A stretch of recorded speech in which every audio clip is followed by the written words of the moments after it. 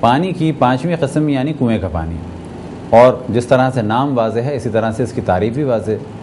ہر وہ پانی کہ جو کنویں کا پانی ہے، لیکن یاد رکھیں کہ اگر کسی گڑھے میں پانی جمع کر دیا جائے تو اس کو کنویں کا پانی نہیں کہا جائے گا، بلکہ کنویں کا پانی فقط اس پانی کو کہا جائے گا کہ جو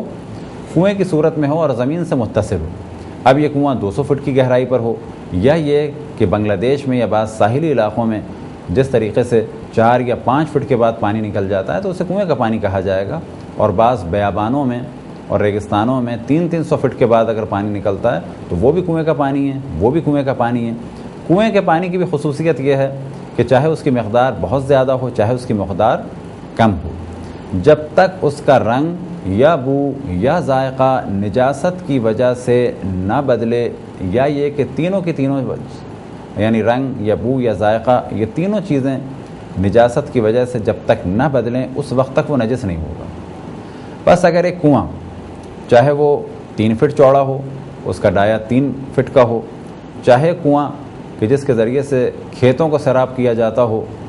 اور وہ 25-30 فٹ کا اس کا ڈایا ہو اور بڑی مقدار میں پانی ہو، تو کہا جائے گا اگر اس میں نجاست گر جائے جب تک رنگ یا بو یا ذائقہ نہ بدلے اس وقت تک وہ نجس نہیں ہوگا۔ فرض کریں کنویں میں چوہا مر جائے اور یہ کنواں 3 فٹ کا تھا، یعنی اس کا ڈایا 3 فٹ کا ہے، اور چوہے کے مرنے کی وجہ سے اس کا رنگ یا بو یا ذائقہ بدل جائے تو کہا جائے گا یہ سب کا سب نجس ہو گیا۔ پاک ہونے کا کیا طریقہ ہے کہ اس نجاست کو نکالا جائے اور پانی کو بھی نکالا جائے، یا یہ کہ اگر نجاست کو بھی نہیں نکالا پانی کو بھی نہیں نکالا، سالوں وہ پڑا رہا۔ فرض کریں میں کنویں کے پاس سے گزرے، ہم نے دیکھا کہ یہاں ایک چوہا مرا ہوا ہے یا کوئی اور جانور مرا ہوا ہے اور یہ پانی نجس ہے، تو فی الحال استعمال کرنا ہمارے لیے جائز نہیں، کیونکہ اس کا رنگ یا بو یا ذائقہ یا تینوں چیزیں بدل چکی ہیں۔ لیکن اب 1 سال کے بعد اس کنویں کے پاس گئے، اب وہاں پر پانی بالکل صاف ہے، شفاف ہے، کسی قسم کی کوئی نجاست اس میں نہیں ہے، رنگ بو یا ذائقے میں بھی کوئی نجاست کی علامت نہیں ہے، تو کہا جائے گا یہ پانی کیونکہ کئی مہینے گزر چکے، یہ کئی سال گزر چکے، اور کنواں اس قسم کا ہوتا ہے کہ پانی ایک جانب سے آتا ہے دوسری جانب نکل جاتا ہے، یا بعض کنویں ایسے ہوتے ہیں کہ پانی زمین سے نکلتا ہے لیکن اس کے باوجود بھی دیواروں سے تدریجاً رستا ہے، ایک جانب سے آتا ہے اور ایک جانب سے نکل بھی جاتا ہے۔ بس یہ کنواں اگر جلدی پاک کرنا ہو تو اس کا طریقہ یہی ہے کہ نجاست کو نکالا جائے،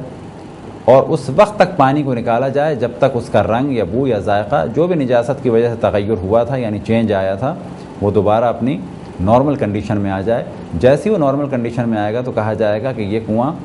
نجس تھا اب پاک ہو گیا۔ لیکن اگر کنویں میں کوئی نجاست گر گئی لیکن اس کا رنگ یا بو یا ذائقہ بدلا نہیں، فرض کریں کہ بچے نے پیشاب کر دیا اور آپ دیکھ رہے ہیں کنویں میں بچے نے پیشاب کر دیا، تو کہا جائے گا اگر یہ کنواں ایسا ہے اور اتنا قلیل پانی تھا اس میں، قلیل پانی سے مراد نہ وہ قلیل پانی کہ جس کے بارے میں ہم نے بیان کیا کہ ہر وہ پانی جو کر سے کم ہے، یعنی یہاں پر ہماری مراد ہے کنویں میں پانی کم تھا، لیکن چاہے پانی کم ہو چاہے زیادہ ہو، حکم کیا ہے کہ جب تک رنگ یا بو یا ذائقہ یا تینوں چیزیں نہ بدلیں اس وقت تک یہ نجس نہیں ہوگا۔ تو فرض کریں کنویں میں پانی کم مقدار میں تھا اور اس میں کسی بچے نے پیشاب کر دیا یا کسی نے اور کوئی نجاست ڈال دی یا گر گئی، تو جیسے ہی رنگ و ذائقہ بدلا وہ نجس ہو گئی، لیکن اگر رنگ یا بو یا ذائقہ نہیں بدلا تو وہ پاک مانا جائے گا۔ یہاں پر ایک سوال آ سکتا ہے کہ کنویں کو کہتے ہیں ویل،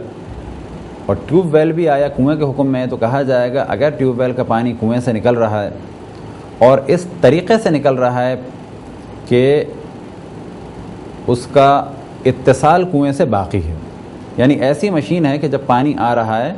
تو اس کا تعلق کنویں سے منقطع نہیں ہوا ہے، کہ جیسا کہ آج کل بڑے پمپوں میں ہوتا ہے کہ اس کا پانی کا تعلق دوسرے پانی سے ٹوٹتا نہیں ہے، تو کہا جائے گا یہ جو پانی آ رہا ہے یہ کنویں کے پانی کے حکم میں۔ لیکن اگر کسی کنویں پر ہینڈ پمپ لگا دیا جائے تو ہینڈ پمپ کا جو سلسلہ ہے وہ یہ ہے کہ پمپ جب چلایا جاتا ہے تو خاص مقدار میں مختصر سا پانی آتا ہے، پھر دوبارہ جب پمپ کو چلایا جاتا ہے تو کچھ اور مقدار میں پانی آتا ہے، ہینڈ پمپ کا پانی قلیل مانا جاتا ہے، لہذا اس کے بارے میں یہ کہنا کہ کنویں کا پانی ہے، کہا جائے گا ہاں کنویں سے آیا ہے لیکن احکام کے اعتبار سے کنویں کا پانی نہیں ہے بلکہ قلیل پانی ہے۔ وجہ کیا ہے کہ ہینڈ پمپ سے آتے آتے یہ پانی قلیل ہو کے آ رہا ہے، لیکن ٹیوب ویل میں یا پانی کی موٹر سے پانی ٹوٹ کے نہیں آ رہا، وہ ایک ہی پانی کی صورت میں آ رہا ہے۔ اب تک آپ کے سامنے آب مطلق، آب مضاف اور پھر اگلے مرحلے میں آب مطلق کی 5 اقسام بیان ہوئی۔ انشاءاللہ تدریجاً پانی کے اور مسائل آپ کے سامنے بیان ہوتے رہیں گے۔ خداوند تبارک و تعالیٰ سے دعا ہے کہ بحق محمد و آل محمد ہم سب کو امام زمان علیہ السلام اور دین مقدس اسلام کی خدمت کی توفیق عطا فرمائے۔ وصلی اللہ علی محمد و آلہ الطاہرین۔